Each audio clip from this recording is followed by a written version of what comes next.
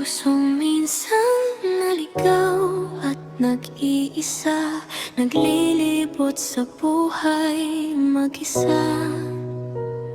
Sa gitna ng mga pagsubok at pasakit, ang kanilang paghahanap sa pag-ibig ay tila walang saysay.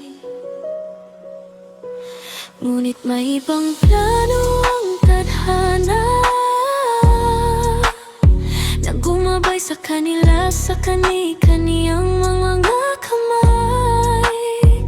Tunay na mga pagsubok sa buhay ang kanilang hinarap, ngunit sa isa't isa nila natagpuan ng kaligtasan.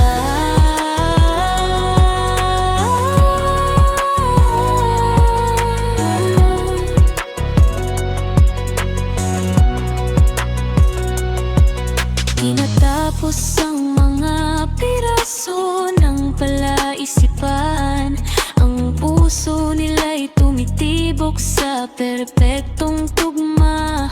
Magkasama silang nakatayo, magkabilang tabi.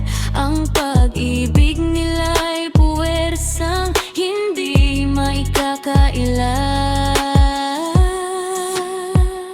Hindi na naliligaw, hindi na nag-iisa. Ang pag-ibig nila, isang lugar na tinatawag nilang sarili. Maaaring may dumating na mga palakid, ngunit haharapin nila ito bilang isa. Sapagkat natagpuan nila sa isa't isa ang pag-ibig na hindi matitinag.